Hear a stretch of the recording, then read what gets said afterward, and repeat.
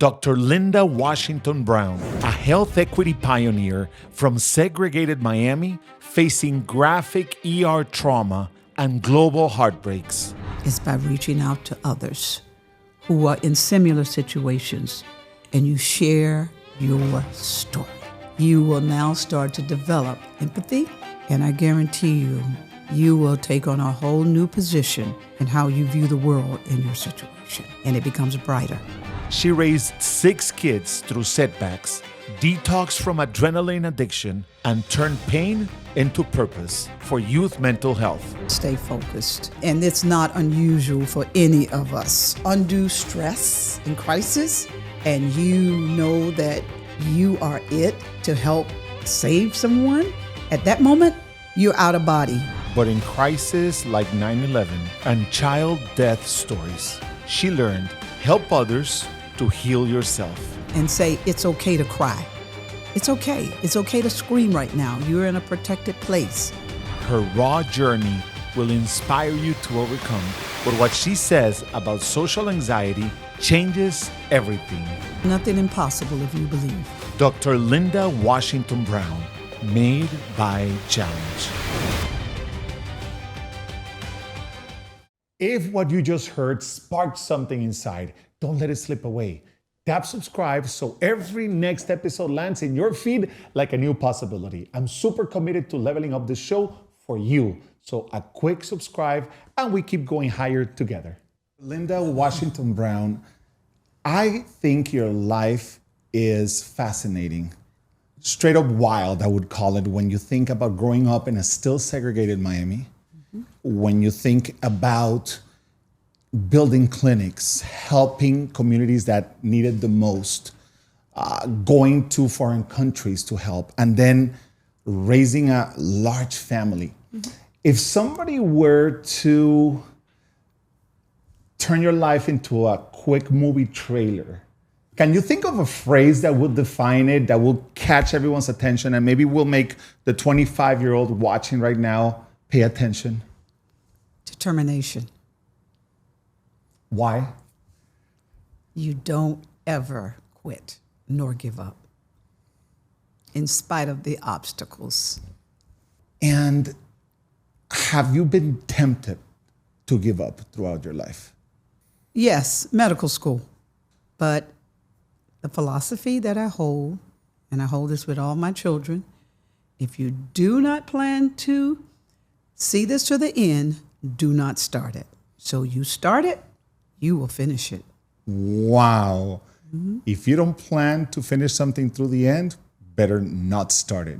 Absolutely. So let's start with the beginning of the story. You grew up in the 50s and 60s Yes. in a segregated Miami. When we think of Miami, and people watching from many other places, think of Miami as this fashionable, developed town that is just unbelievable, where all the stars are here and the investors are here. Can you describe the community that you grew up in? Yes, gladly. We were a very poor family, and most of the people of color were centered in a certain area in the Overtown area of Miami. However, I think my family was fortunate because we were swimmers, and we used to do professional swimming. So the Sir John Knight Beat, that was located near, about 5th Street, and the Carver Hotel. Those were the famous hotels where most of the people of color stars would come to perform. And because we were professional swimmers, we were invited to do water shows. So my sisters, my brothers, and our swim team actually had an opportunity to meet many of those famous stars that people listen to today as the oldies but goodies, and we performed for them. Who did you meet? Chubby Checker. I believe we met Sam Cooke. Don't quote me on Sam Cooke, but Little Richie. Of course. Yeah. And later on, I got to meet the Temptations. No way. And I almost passed out. I can imagine. Now, it's interesting how a certain sport like swimming can offer you a complete different perspective in life. Is that what it did for you? Yeah, absolutely. I mean, imagine a family. We were a very poor family. We were a large family. And my mother raised us, as a single mother. It was amazing, but she never denied us the opportunity to grow and to expand and to be whatever we could be in life. So living with your mom, how big was this family? There were 6 of us in the home. I had 3 brothers, and it was 3 sisters in the home. And we pretty much were all athletes. Not only did we swim, I played tennis. My brother played professional football later. My other sister was a swimmer at Barry University, and we just stayed active throughout our childhood and into our high school days. And then, of course, I went to college later on a tennis scholarship. And my brother went on a football scholarship. And my sister was always the one who was more in the office, and she was very good at it. And she ended up working with Southern Bell, which is now AT&T, and she finished her 30-year career with them. And when you were growing up, I'm sure seeing your mother, work hard, struggle, try to make sure that she could, provide for everybody. Was there a moment that helped you decide to be so driven and not giving up? Was there a difficult moment that you recall in which you said, I gotta do better than this for me and for my future generations? Absolutely. We weren't privileged to have new clothes, new shoes, and, toys. And so whatever we got, was given to us by those persons who my mom, cared for their homes. And I always wanted to have something new. And so I vowed that I would not look back. I was going to use my athletic skills to complete my education. And from there, I would find a job that really pays, and I would move into a secure environment for me and my family. Was moving to a secure environment a big deal in terms of change for your family and for future generations? Absolutely. Things we never owned a car. We didn't have a telephone. We had one television that we had to take days and turns. Let me interrupt you for a second. Sure. Because for you to state that you didn't have a phone, it could just fly by. But if you think about it, we're talking landlines in the 50s and 60s. So this is not somebody from the 2010s saying, oh, my family couldn't afford buying me a cell phone. This is a basic service that was in homes that a lot of people don't even remember by now or never grew up with it, but that you guys could not afford. Exactly. We had phone booths, the old phone booths that they, show now as relics. Mm-hmm. And you put your 10 cents in it and you made a call. And that's what we did. We would hoover around my mom when she had to make a call to check on her family, but we didn't own a phone. You used the phone booth. And then you get these scholarships, you start doing really well in terms of academics. Yes. But while you're going through this process of growing, you get married and you were only 20 years old. Yes. What in your mix in life made you get married, even with all the energy that you were putting into your studies and your sports? Well, my husband, who is deceased now, this is my first husband, and the father of my children. I was the only African-American tennis player at my college, and he was the only African-American baseball player, and we were both on scholarship. And we both, I felt, had that humble beginning, and we shared in many of our aspirations. And so he graduated before me, but he really wanted us to be married, that we could grow together. And so that's what we did. We got married and started our family, and then he was drafted. Wow. Yes. He was drafted and sent to? Well, they were going to send him to Vietnam. Which I figured would be Vietnam. Exactly, but then he got orders for Germany. And so I was left alone, during that period. But I had to change directions and find a job quickly. Not in my field of study, but in order to survive. Were you still pursuing nursing as this whole thing was happening? Or did you stop your studies for a little bit? I had to stop my studies, and I had to take a detour until I could, reset. But once I was able to reset, I continued my education in nursing, and I graduated and immediately started working at Cedars of Lebanon Hospital, which is now the University of Miami Hospital. That was my first nursing position. We have to go back and share with people that you didn't have a kid or two. Right. You had 6 children. Yes.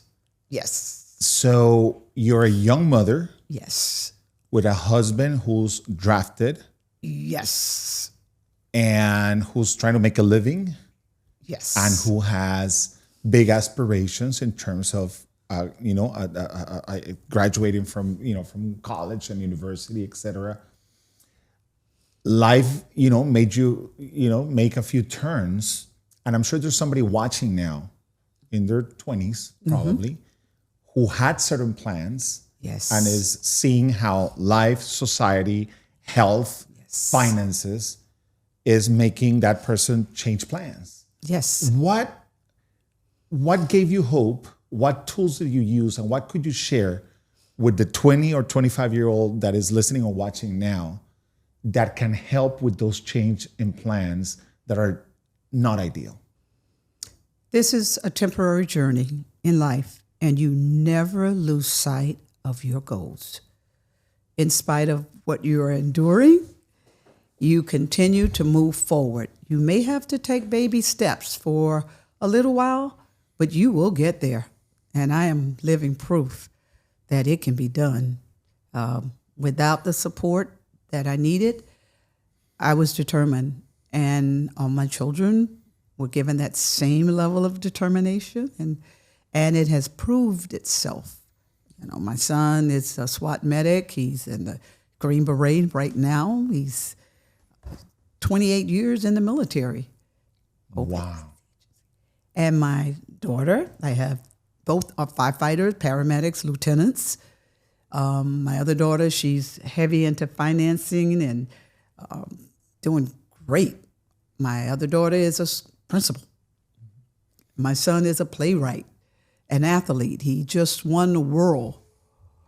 He's 45 years old, and he's still running from the time that I kept them all active the same way I was. So they all did very well. One went to OU on a track scholarship and played football. The other one went to the University of Florida on a track scholarship and did very well.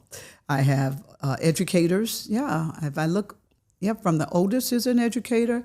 My youngest son right now works for the college, and he's a playwright, and he loves working and helping people to better themselves. So he's an advisor with students and helps them find themselves in their careers. So all of them are very active and busy, and they have maintained that same mindset.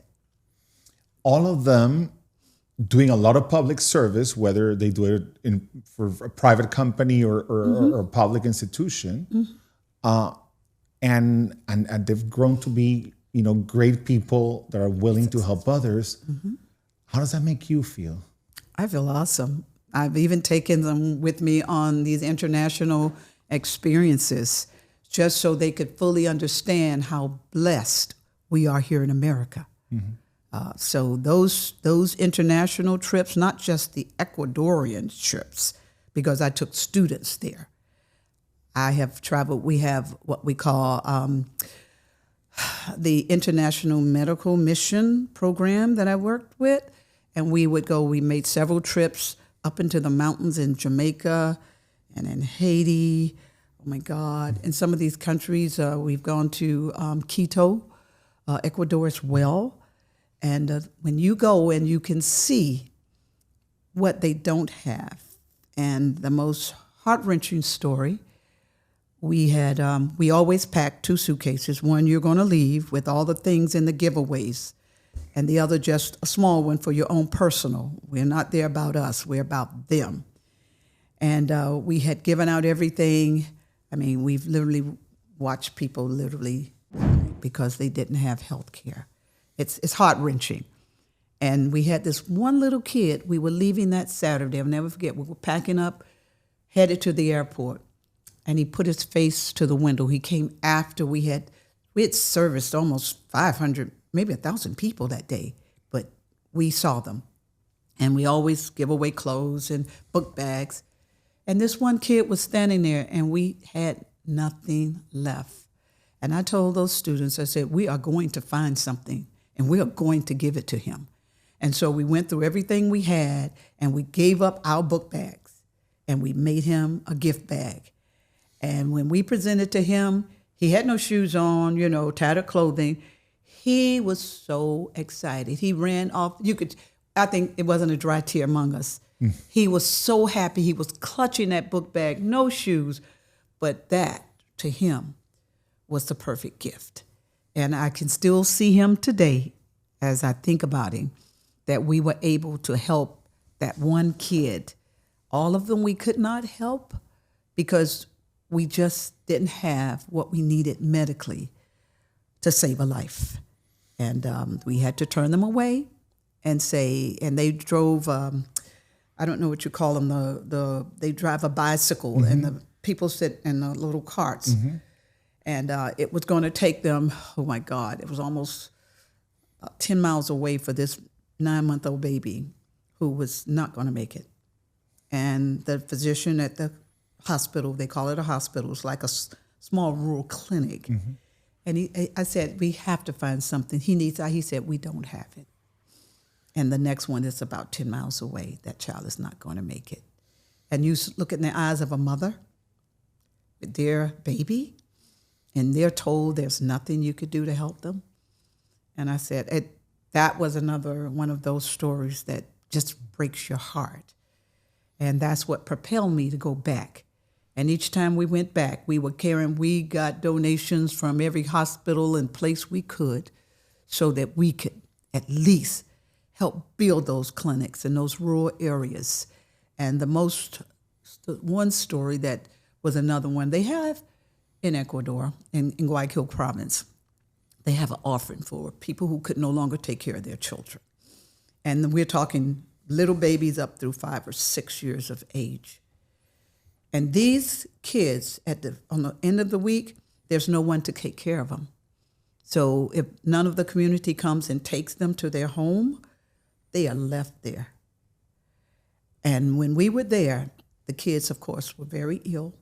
And we did everything we could. And I watched those nursing students just break down and cry, holding those babies, because we knew we couldn't stay and they had nowhere to go. Oof. I've never seen anything like that in my entire life. And but we were determined we were going to do everything that was within our power, within our ability to provide those services and whatever care and medical equipment we could do to help them. And we would go and we would stay a week each time we've gone. And we were going to some of the most poorest areas to provide services to them. I hear every bit of your story helping so many people that are in such desperate need. And I think about your story, and then I feel, and I've seen so many people that grow up in a disadvantaged community, in a disadvantaged home, in a segregated place, like you did. And I hear so many people saying, I'm the one who needs to be helped. I'm the one who needs to get the help, to get the services, to get the money, to get whatever it is that I'm missing. What in your mind, in your spirit, in your head, you believe that made you complain less about your own origins and struggles and do more for others? Because I would say a lot of people in your situation would be just looking for what they need, not for what others need. I've walked in their shoes, and I know exactly what they're experiencing, they're feeling. And this was my opportunity to let them know there's still hope. Don't give up. You can do this. Even the medical students that want to do missions, I encourage them, let's do it. Let me know how I can help you set up your mission trip to these areas. And many of them are from these countries, and they never knew it's okay to go back. It's okay to give back. And so I feel really good about it. Is it fair to say that giving back to others also helped you fix anything that needed to be fixed within you? Absolutely. Absolutely. Just to see the smiles on their faces with whatever we do. I mean, the people would stay in line to after midnight, and it's down the street and around the corner just to get health care. And we would bring in, with Heart to Heart Mission, we would bring in like barrels of medications. We would try to leave at least enough for 3 months. That's all we could do. But at least they had something. And it leaves you with a warm feeling each time because you did the best that you could do. And someone was helped. If somebody listening or watching who's in his 20s or 30s is trying to learn from you something, and they're going through a difficult time, Yes. depression, anxiety, financial problems, it sounds to me like you would advise them to go out and help somebody else. How do I do that when I'm under this dark cloud? You have to go in deep within yourself, and you say, I'm not feeling good about myself. I'm not feeling good about my situation. How can I change the way I'm feeling? Well, the way you do it is by reaching out to others who are in similar situations, and you share your story. And by sharing your story, you will now start to develop empathy, understanding, and better insight into what you are dealing with. And I guarantee you, you will take on a whole new position in how you view the world in your situation. And it becomes brighter. Becomes brighter by helping others and sharing your story. Absolutely. There's a moment in which you start working in very tough environments, clinically speaking. Yes. ICU, emergency rooms. Why does it seem like you tend to go the hard way into things? I mean, because you would think that maybe after everything you've gone through and everybody that you help, you would maybe take a comfortable office job somewhere saying, next patient, please, and let me see you, and let me give you something for your cold. Yeah. And sorry, no. You're doing ICU, ER in difficult places, difficult areas in Miami. Why? Yes. And the prisons. And prisons. Yep. State penitentiary, 640 women. Hardcore criminals. Yes. And that's because if I did not believe that I had a message for them, a ray of hope that I could give to them, and not only them, the staff, the nurses. Remember, we don't totally undress when we walk into these institutions. They may have had a bad day. They may have a child home at sick. There are issues. And the beauty, I was allowed to be in administration and also a clinician and researcher. So I would involve not only the nurses in what's happening with these patients, hey, wait, and the doctors as well. We all became friends. We became a huge family. So to say to young people or to those that want to take on these challenges, it becomes your life, because when you can save a life, when you see someone smile, it makes all the difference. And when you can't, and I can give you an example. Please do. In our emergency room, I was QA/EC coordinator, so I was on the scene for everything, and I had to go to bat for my nurses and doctors when things didn't go so well. So what does that mean, the coordinator? Quality assurance, Okay. education coordinator.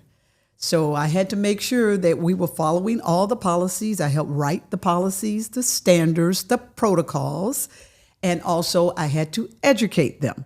So any new tools, any new nuances, that was my job, to make sure everyone who worked in that emergency room and trauma were educated on the skills and the equipment and how to manage these patients. And we have some very difficult times. We had one where, unfortunately, an inebriated, meaning he was intoxicated driver, ran off the road and ran into a bus bench that had these young 11 and 12-year-olds who were waiting for the metro bus. And there were 3 of them, right? So 1 was airlifted, 2 were ground transported to our emergency room. I don't think they knew what hit them. And 2 of them in our emergency room, but they looked like they were sleeping. And the ER staff fell apart. They really fell apart. It was a senseless for these children whose parents thought they were on their way home. And when you looked at them, they looked like they were sleeping. You could not see bruises and cuts and things of that nature because they bled out from within. And we couldn't save them. And that was the first time that I am aware, since I was at Jackson in the earlier parts of the 70s and 80s, that we had to have a incident stress debriefing for the staff. The physicians were crying, the nurses. It was one of those moments that I had never seen before, where our staff just fell apart. And I told them, I said, nope, you got to get us some help here, because we are human. And now the human side of us is crumbling. And that was the first time that we had that for our emergency room staff. It was after that incident. We had one that went up to OR. I don't remember the outcome, but I know 2 of them in our trauma room. And that was very difficult for all of us. But in my position, I had to make the call. So once again, did helping the rest of the team help you heal? Absolutely. Because at that point, you have to be strong enough to help them and say, it's okay to cry.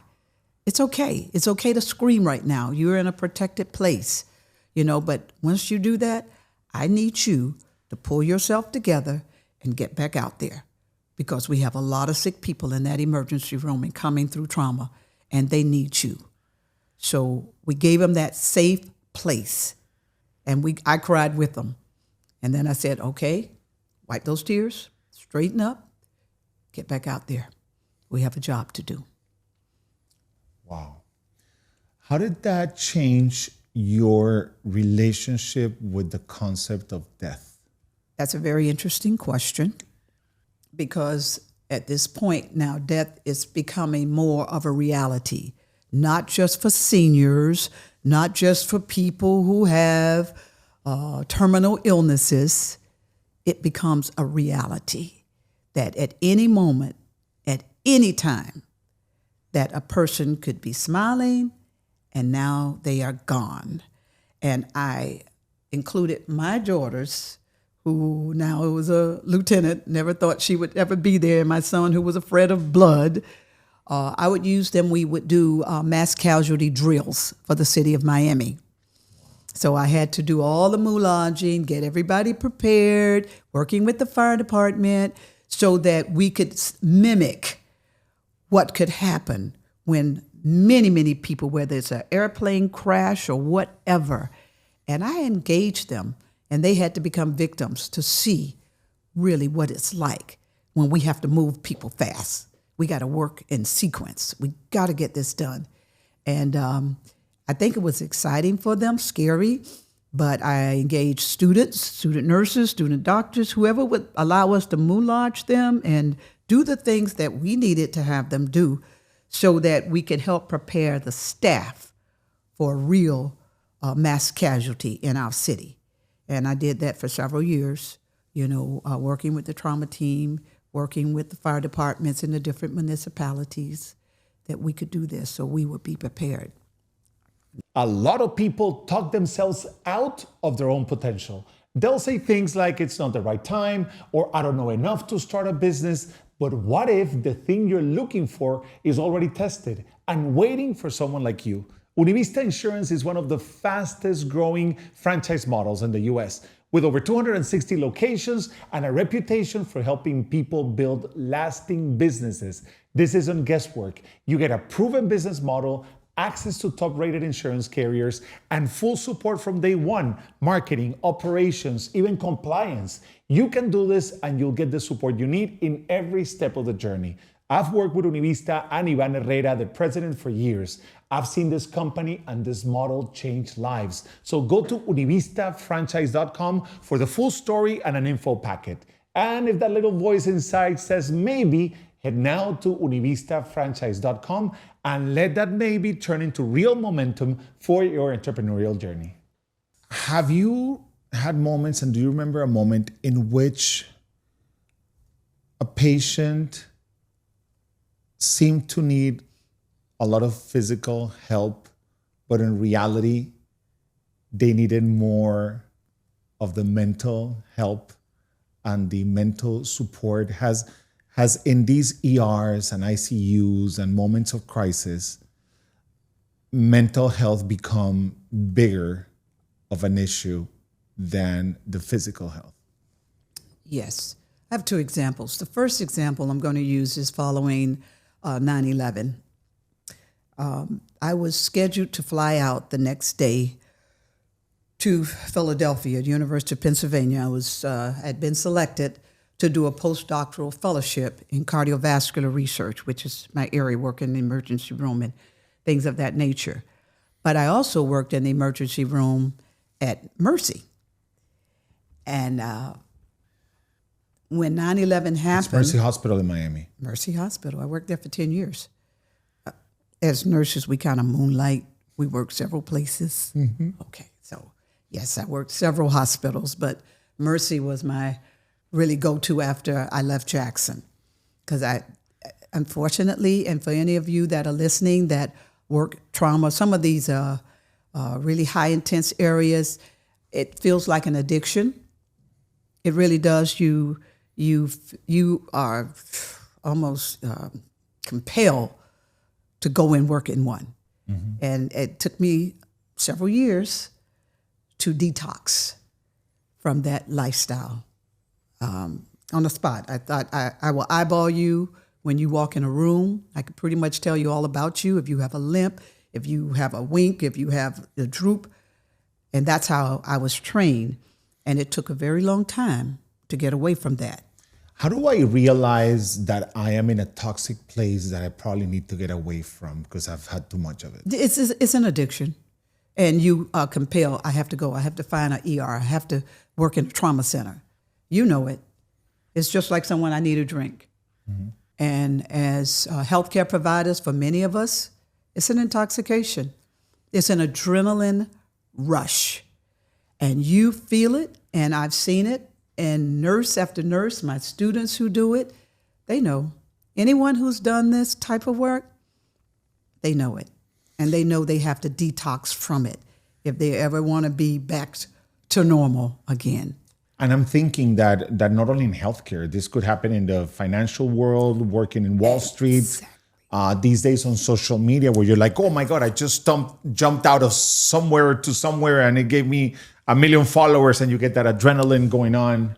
Absolutely. And so this is a challenge for our young people, and those that are constant posters, whether it's Instagram or whatever, and they live for that day. It's also a quiet warning because you're exposing yourself to the world. And there are not always good people out there who are tracking you. So we have to be very cautious in that.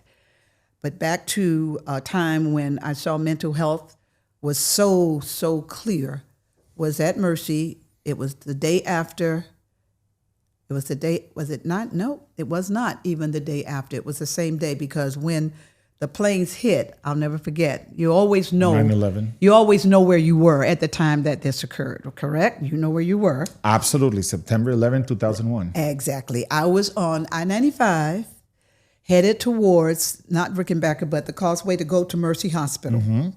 And I heard it on the news and I couldn't believe it. And it was like the world stopped. And so when I got to work, there was panic and chaos. And the ones that were struggling the most were medical doctors and psychiatrists. Why? It came full circle that how we try to help people cope in these situations, they found out that they did not have those coping skills when it was imminent danger, life-threatening. And so we spent a lot of time trying to calm them down. How do you help yourself when you're in a situation of high stress, high emotions, terrible news cycle, things where you're feeling bombarded from many different places in your life? What could be, what has worked for you that you could recommend to somebody younger that could help in a moment of crisis in terms of mental health? Yeah, you have to stay focused. And it's not unusual for any of us under undue stress and crisis, and you know that you are it to help save someone. At that moment, you're out of body. And a lot of times this happens psychologically and you don't realize that you have done that, but you are in an out of body experience. You are on remote, you moving, you're doing everything that you know you're supposed to do, and you do it well. But at the end of that day, when now things are calm, this is when you feel every pain in your body. All the people you moved that you did not have the physical strength to do, but you did it. All the people that you console, the ones that you held when they're family members, and you were with a straight face and holding their hands, at the end of the day, when that adrenaline now has gone, it all comes full circle on you. And at that point, you need help. And you have to recognize it, and you need to go get it. Don't play hero. You need help.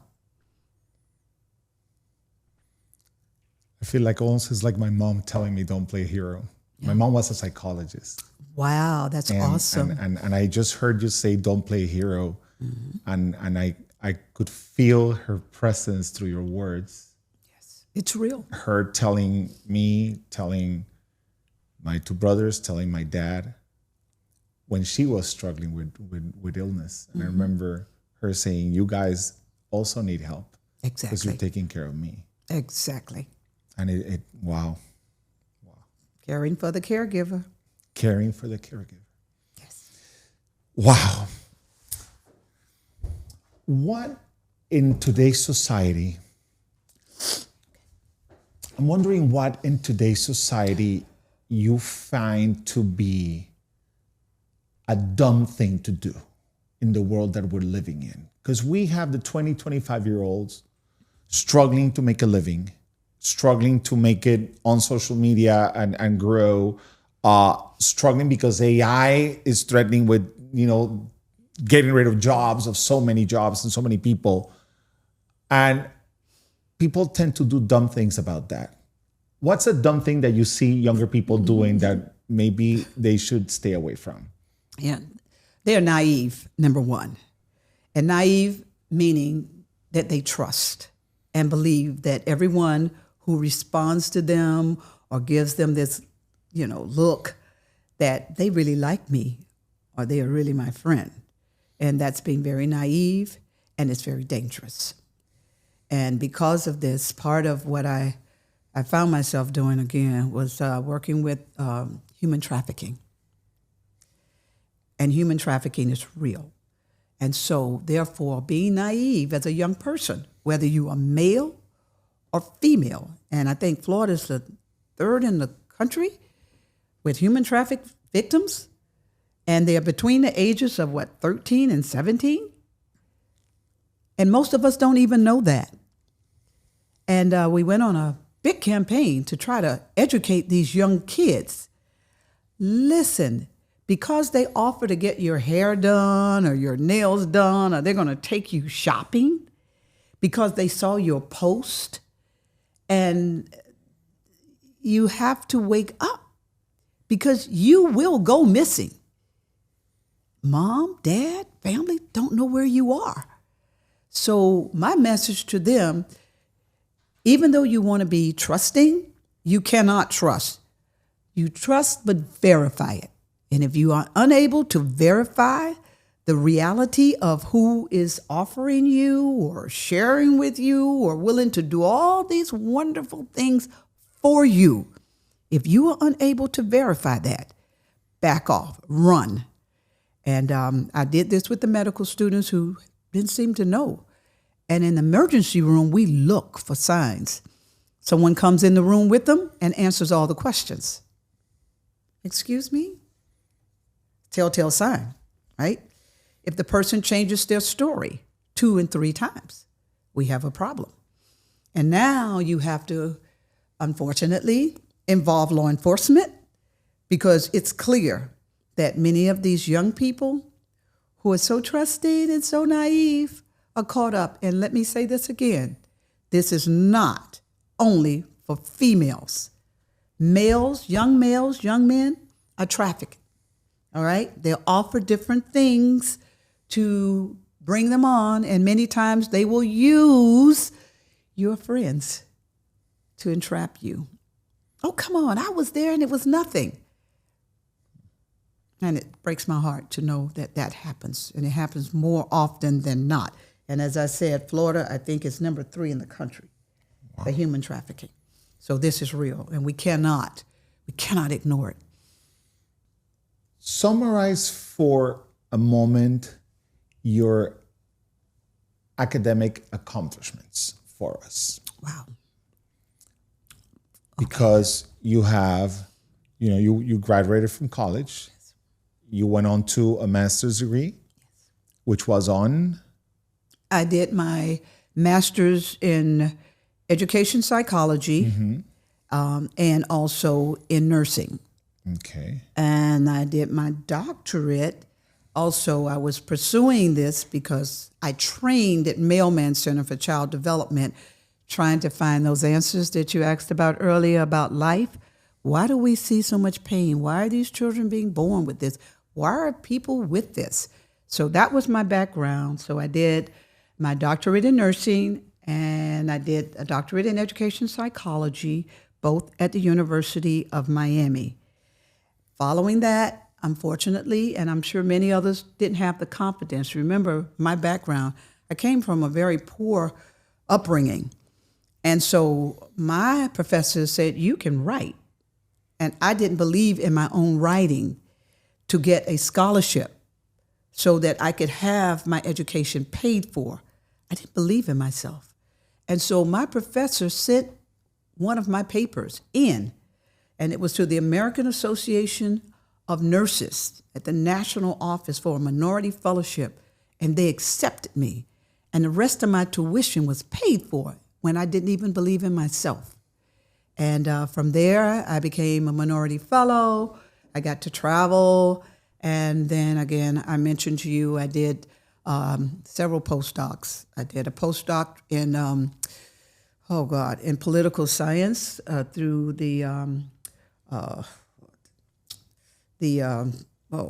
E.D. Du Bois program. I did one in international studies for women, children, and families. And then I did one in urban studies with Dr. Linda Aiken, who did the landmark study, where she looked at hospitals. And this is where hospitals now look for their important coding, and they want to achieve that. That came under Linda Aiken. That was my first postdoc that I experienced. And I learned so much from these, I call them heavy hitters.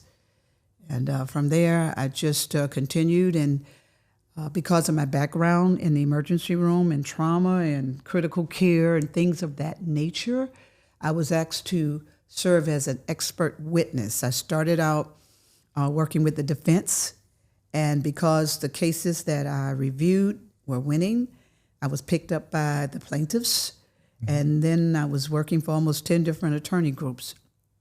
And I had a case that didn't sit well. I shared it with my attorneys. Was it okay to, this is like an open door case. It was really bad. And they said, sure. And so for 6 months, with about 20 attorneys around the table, they tried to discredit my testimony. And I promised and I vowed that after that case, I would never do another one until I was the attorney. And so I was finishing up my postdoc at the University of Pennsylvania when I was accepted into FIU's inaugural program. And I was flying between Philadelphia and Miami, and I started law school. I graduated law school in 2007 and didn't actually practice because of my experiences and their pay scale. I really wasn't ready to take those financial cuts at that time, but I had the education. And it meant the world to me. And so I continued to use that, and I was offered positions, of course, in administration and in directing, doing programs. I just ended one this year at Burroughs Manhattan College. I was there for 2 years trying to get their program back up to speed. And, of course, I've developed programs across Florida. I mean, we're talking about, several doctorates. You're doing postdoctoral work. You've never stopped learning. No. You've never stopped learning. No. But there's so much discrediting these days about education. Yes. It seems like, you're better off just winging it. You're better off just, becoming something that can make you a quick buck. And I know you're on top of things that happen in society. And I'm sure that at this point you wouldn't expect somebody who's starting to maybe go through your entire path. But what could somebody way younger could learn from the path that you went through? And what do you think should change that maybe it doesn't apply as much to the 20-year-old today out of everything you prepare yourself for? Mentorship. We have a responsibility and an obligation to this young generation to mentor them. Now, how I mentor and how I encourage others to mentor is that with the professional organizations that are out there, I ask them if they have a student affiliation group, you're going to pay their dues as a student for them until they graduate from whatever profession, whatever they're doing. You are going to support that student and those students. And I encourage them to let me know if there's a student out there who needs the support. I will cover their costs for their dues, because when you do that, you allow them to be eligible for scholarships. And so by doing that, one was a security guard at the college, and she had 3 children, and she was going to school in the evening to be a nurse. I said, sweetheart, there's scholarship monies, but you have to be affiliated with these organizations. And so I bring them on, and I get others to do the same thing. And I don't care what organization, whether it's Hispanic nurses, Jamaica, I don't care. You get these young people involved. And then you get them a link to the national organizations where now they're getting $5,000 scholarships, $10,000 scholarships. And I reminded one just recently, and I said, and when you graduate, you're going to do the same thing for those that are aspiring to be like you. So what we do is do it by example. And it doesn't matter to me what profession it is, whether it's the Young Lawyers Association, the medical students. I help all my medical students who've never published. They're published now because I have them published. I'll write it, and then I'll put your name. If you did a lot of work, I'll even put you as first author. So this is how they grow, and now they learn how to give back and support these young people because they need support. They feel like they're out there by themselves, and they are not. We've all gone through it, and so far that's worked. How about if I'm on the other end? Let's say that I've never been mentored. I don't know what I'm going to do. Maybe I have a degree or I haven't been able to finish my college education. How do I start the process of finding a mentor, whatever it is that I want to do? We find out what your likes are. And then we make calls. Networking, it works. I have no problems walking up to a person, introducing myself, and find out, what do you do? I did that with all the nurses in the hospital. I want to know and find out, now, are you related to, or are you a part of any of these organizations? How can you help?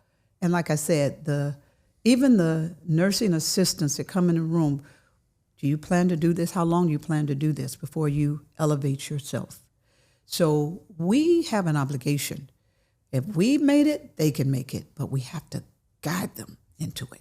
And if you're the young person looking for the opportunity, it sounds like you have to ask and talk to people and not isolate yourself. You don't want them to isolate themselves, but remember, there are different personalities and personality disorders that's out there. And there are several people who have what we call social anxiety disorder. So if you push them forward, they're going to crumble. You can't do that to them because they are not ready for that. They have a disorder that they have to be able to work through. So if I have social anxiety and I'm in bed listening to this right now and I don't want to get out because I feel that I'm not going to do well, where do I begin as the person that has the social anxiety? What could be a good first step for me to get out of there? Make a call without identifying yourself. Make that call. And we have those helplines out there, and they will connect you. You don't have to tell them your name and just that I'm experiencing this. Where do I go? But there's help out there. There's a lot of help out there. And we need to guide them on how to tap into those resources to help them. And they're there. There's so many people out there just wanting to give back. And they were that person. And it's connecting. And it helps. And it does it. You'll be surprised. Medical students, nursing students, lawyers are afraid to speak up, don't know where to go. And there's that friendly person right there waiting. But remember what I said. Trust, but verify. Because everyone is not genuine. So you have to be very, very careful in how you navigate those orders. I believe that you've seen so much in your life. You've seen people that are fighting between, life and death. Yes. You have seen people that have made it. You have seen people that have not made it. Yes. If somebody were to make a movie about your life for a moment, what would you want to make sure that the lesson at the end of the movie is, after watching you go through all of those experiences? What should a person learn from watching a movie that shares the many things that you've been through? There's nothing impossible if you believe. Nothing. There's no mountain. There's no valley. There's no obstacle. If you believe in yourself, you will make it. And now we're going to take ourselves to 100 years from now.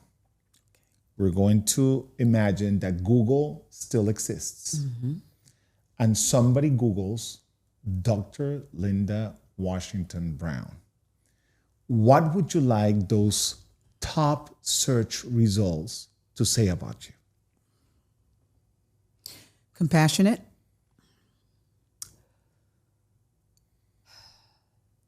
caring, confident, determined, and willing to help whoever needs help.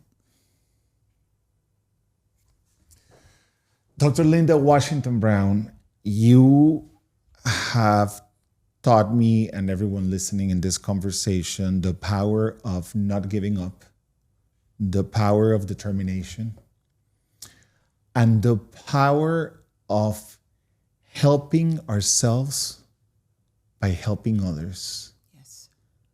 And the power of realizing that the solution to many of our own struggles is in finding a solution for the struggles of others. Yes. And I want to thank you for spending time with us. I want to thank you for everything that you do. And all I'm going to say to wrap it up is that in this world, we need many, many more Linda Washington Browns. That is so thoughtful. And thank you. I've enjoyed being here with you and sharing our conversations together. Thank you. Thank you. So a quick ask. If this episode is lighting a fire inside you, could you do me one small favor? Hit subscribe or follow right now. That one click is how we keep building this dream, getting bigger, bringing in voices you want to hear, and creating stories that stick. Thanks for being here, and let's keep going.